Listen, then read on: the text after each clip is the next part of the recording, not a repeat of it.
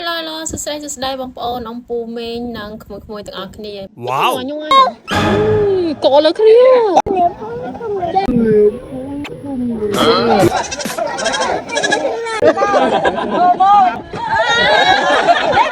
ថ្ងៃនេះគឺជាថ្ងៃទី1នៃបុណ្យអុំទូកហើយឆ្នាំនេះបុណ្យអុំទូកនៅក្នុងពេញគេអត់ធ្វើទេអញ្ចឹងហើយក៏នាំគ្នាណាត់គ្នាទៅលេងនៅខេត្តកំពង់ឆ្នាំងមុនចេញពីពេញហ្នឹងចូលមកញ៉ាំបាយញ៉ាំកាទៀវម្នាក់មួយចានសិនឲ្យវាមានកម្លាំងហើយតែនេះញ៉ាំហើយឆ្លៀតយួរនំប៉័ងទៅទៀតតែរយៈហ្នឹងញ៉ាំបានមែនតើញ៉ាំហើយខ្ចប់ទៀតញ៉ាំបានអញ្ចឹងទៅថ្ពាល់ឡើងប៉ោងឡើងអ្នកចិត្តខាងគាត់ខាងឃើញយូរពេលឃើញតែគាត់សួរថាតែកាត់កឡោតែនមែនតាមពិតមែនទេនេះមើលទៅនៅក្នុងឡានគេលេងគ្រប់គ្នាឯងនេះដេកញ៉ាំដំណើរកំសាន្តលើកនេះហើយមានចំនួន7គ្រួសារច្រើនមែនតើ7គ្រួសារហ្នឹងគឺសិតតែបងប្អូននិងមិត្តភ័ក្តិព្រមទាំងអ្នកធ្វើការជាមួយនឹងមិត្តភ័ក្តិបងប្អូនអីចឹងពេលនេះចេញដំណើរពីភ្នំពេញបានបន្តិចហ្នឹងអាណាក៏ដាក់របស់យកមកលេងតាមឡានហើយមើលតែដេកញ៉ាំទៀតហើយ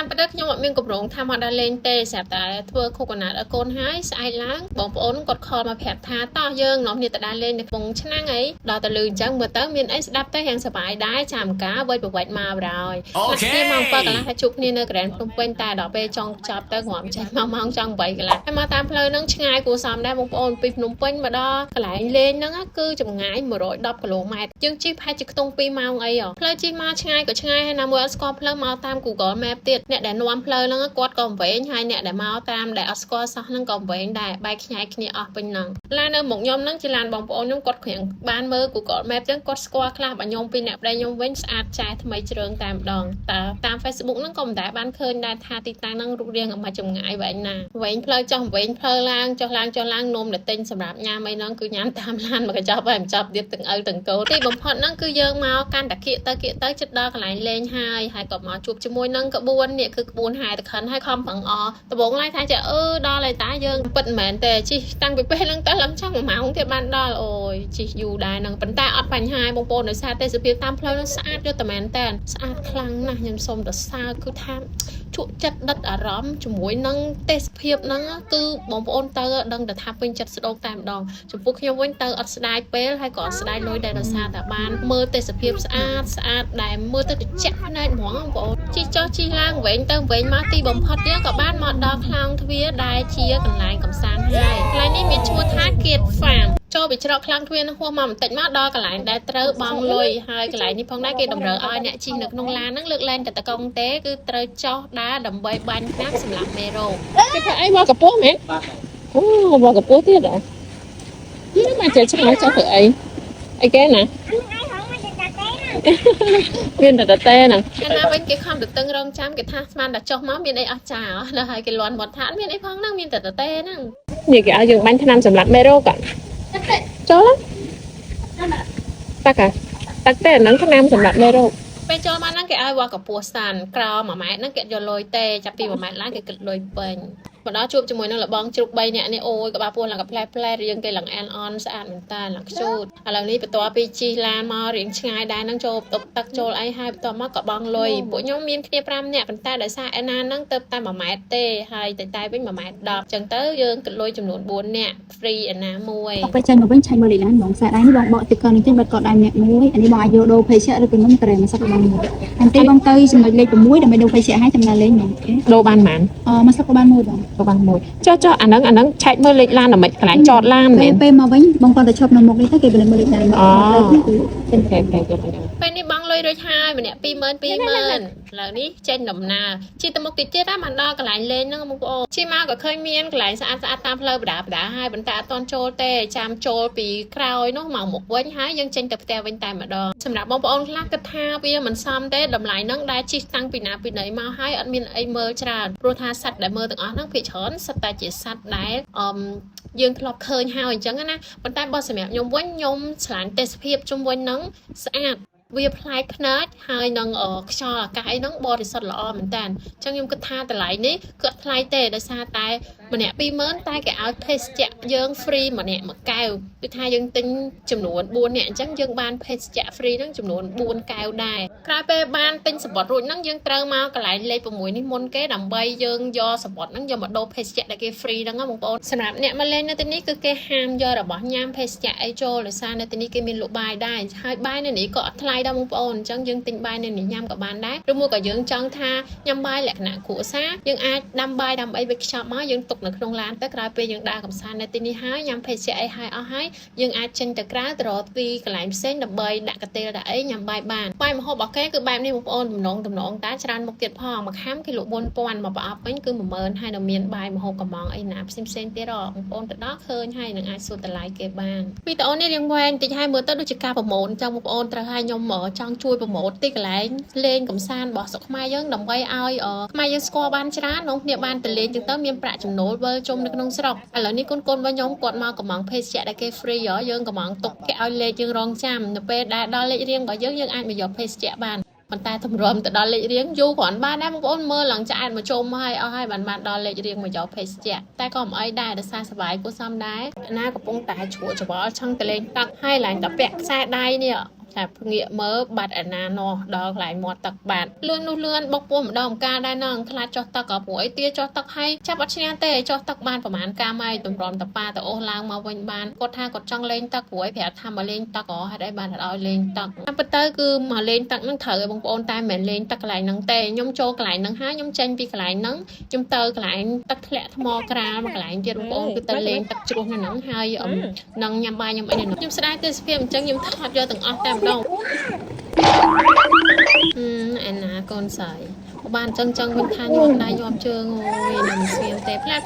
ទៅមាត់ទឹកបាត់ឥឡូវហ្នឹងចាប់អារម្មណ៍សត្វនេះមែនតែនសត្វស្អាតយកតែមែនតែនបងប្អូនប្រៀបដែរប៉ុន្តែប្រៀបវាស្អាតណាស់ក៏ទោលវាបាក់អូយស្អាត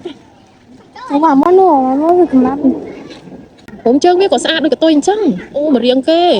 អីធ្វើញ័រអញ្ចឹងអាហ្នឹងសេចប៉ុន្តែតែអត់ឃើញហងអូ my god អូយឡើងច្រើនងាកមកមុខតិចហ្នឹងឃើញពស់ថ្លាន់ឡើងមកកណោក៏ដឹងបងប្អូនហើយឥឡូវនៅរត់ចេញឡើងលឿនងាកមកមើលមាន់វិញមាន់សឡៃត្រង់របស់វាស្អាតខ្លាំងឡើងគួរចង់ចូលនៅនេះបើនិយាយទៅសត្វទាំងអស់គឺសិតតែជាសត្វដែលយើងធ្លាប់ឃើញហើយទាំងអស់ហ្មងបងប្អូនតែគ្រាន់ថាយើងអាចប៉ះអាចលេងអាចចូលទៅដាក់ចំណីដល់អីបានអញ្ចឹងអ្វីដែលគួរចាប់អារម្មណ៍ជាងគេហ្នឹងគឺថាសត្វទាំងអស់ហ្នឹងខ្ជូតហើយមានផ្ទះរបស់វាស្អាតមែនតើហើយគេមានដាក់លក់ទៀតនេះកដៅមែនត្រូវអត់ទេខ្ញុំស្បែលនឹងគេកដៅទេ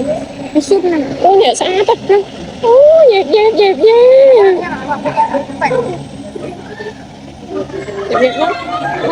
អីហីអើបាយនេះអីកំណាកាន់ប្រមាលក់ដែរ120អាណាទៅមើលកាន់ប្រមាងាកទៅបាត់ឯណាមួយឥឡូវប៉ប៉ាឲ្យអាហ៊ាននឹងតាមរកដឹកដៃមកវិញហើយចាំមើលគ្រប់គ្នាណាទៅណាកូនបើឲ្យម្លងងាកបាត់ដេញរត់តាមចាប់ឡងហត់ភ័យខ្លាចទៅតលេងទឹកទេព្រោះអីតិចទៅមាត់ទឹកតិចទៅមាត់ទឹកនៅនេះហាផ្ទះបសាត់ស្អាតខ្លាំងបងប្អូនតាក់ភ្នែកហ្មងអូយហើយក្បាលពោះធំហ៎ឃើញជ្រុកហ្នឹងឲ្យឆ្លាញ់ចង់ទៅលើកមកផ្ទះគេឲ្យចូលថតរូបបានហ៎ចូលគេគិតលុយមែនមិនគេឲ្យលុយបានតែទៅខាងនេះសិតតែឆ្កែស្អាតមែនតើបងប្អូនអញ្ចឹងហ្នឹងឯងខ្លួនយើងយកតែឥឡូវនេះភេសជ្ជៈហ្នឹងគឺបានរួចរាល់ហើយក៏នាំគ្នាឡើងឡានបន្តដំណើរចេញទៅលេងជាមួយនឹងសត្វប៉ែទីវាឡៃនេះបងប្អូនខ្ញុំសូមឲ្យបន្ទុកគឺថា1000លើ100ហ្មងដោយសារតែស្អាតខ្លាំងណាស់បងប្អូនទៅឃើញផ្ទាល់អានឹងតែស្អាតប៉ុណ្ណាមើលតាមទូរស័ព្ទមើលទៅធម្មតាណាស់តែពេលទៅមើលផ្ទាល់គប់សំដល់ពេលខ្ញុំទៅនឹងមេហាងសតុំទៀតគឺសម្រស់ស្អាតគ្មានផ្ទឹមតែម្ដងឃើញហើយចង់រស់នៅកន្លែងហ្នឹងខ្លាំងណាស់បងប្អូន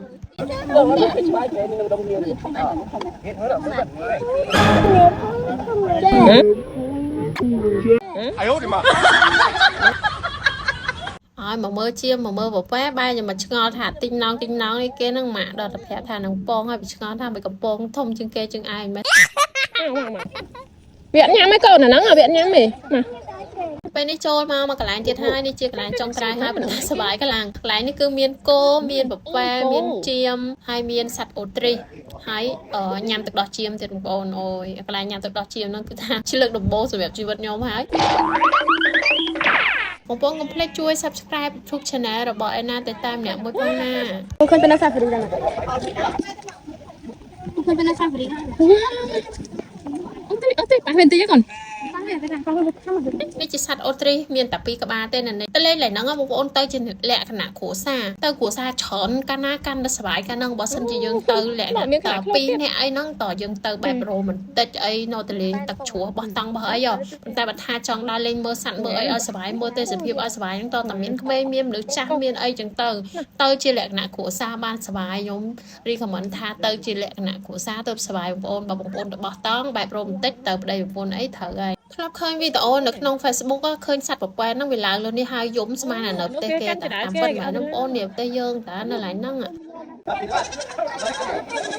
ដើរហូរទៅមុខទៀតហ្នឹងគឺទៅដល់កន្លែងញ៉ាំទឹកដោះប្រពែហើយនេះមើលអូនគាត់ឆាប់បងប្អូនខ្ញុំតែសាប់ម្នាក់អត់ហ៊ានសាកស្មានតែឲ្យញ៉ាំផ្ទាល់តាមពិតគេច្បាស់ដាក់មាត់សោះ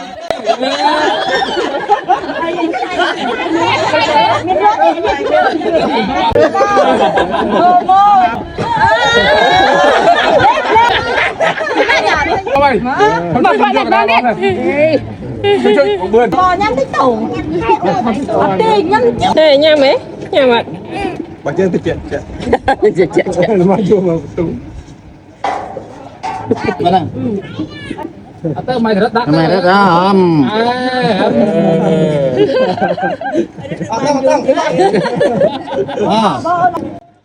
ពងតែសបាយថតគេណាឥឡូវគេចាប់ខ្ញុំហ្នឹងមកបច្រកដែរប៉ុន្តែអត់បានថតជាវីដេអូទេអ្នកថតហ្នឹងថតរូបស្លឹកវិញហើយនេះមុខប៉ែដែលនាំគេញ៉ាំទឹកដោះវាមិនហ្នឹងបងប្អូនឥឡូវកូនរបស់វាហើយអូននេះទាំងកូនខ្ញុំកូនគេលេងវាយគ្នាម្ដាយចឹងហ្មងអាគ្នាស្លូនតែលេងឡើងនេះសម្រាប់មនុស្សចាស់គឺអត់សូវសប្បាយបងប្អូនតែបើសម្រាប់ក្មេងមានសប្បាយដោយសារគាត់បានលេងជាមួយសត្វផ្ទាល់ហ្មងបើបងប្អូនទៅខ្ញុំគិតថាបងប្អូននឹងមានអារម្មណ៍ថាឆ្ងាយហើយរបស់កន្លែងលេងវាតិចអត់សូវសមនឹង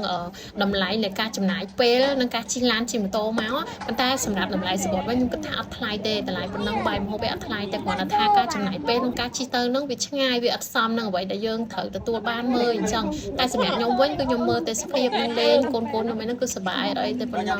ហើយម្យ៉ាងទៀតខ្ញុំទៅក៏អត់លេងតែមួយកន្លែងដែរខ្ញុំចូលនឹងហើយខ្ញុំប្រហួសទៅលេងនៅ